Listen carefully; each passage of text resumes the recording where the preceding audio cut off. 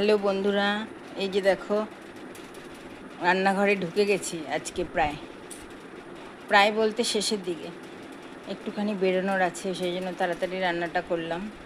রান্নার মধ্যে রান্না করেছি হচ্ছে উচ্ছে দিয়ে কুমড়ো দিয়ে একটা ফ্রাই করেছি, আর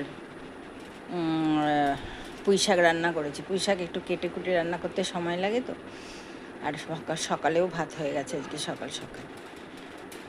আজকে এমন ঠান্ডা লাগে, এক এক সময় ফ্যান বন্ধ করে রাখবে, এক এক সময় এত গরম লাগে বন্ধুরা, কি বলবো, কি আর বলবো তোমাদের। শরীরটাও বিশেষ ভালো না কোনো দিনই, ওই টেনে টেনে চালাচ্ছি আর কি।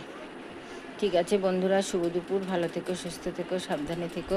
দেখে নাও আজকের রেসিপি। হ্যালো বন্ধুরা, এই যে দেখো আজকের মেনু পুঁই শাক। এটা একটু অন্যরকমভাবে করছি বন্ধুরা।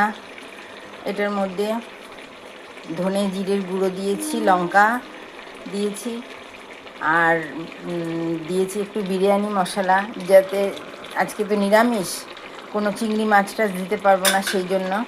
আর এই যে এটা হচ্ছে উচ্ছে আর আলু দিয়ে একটা ফ্রাই, যেটা আমরা খুব ভালো খাই। এটা রান্না হয়ে গেছে।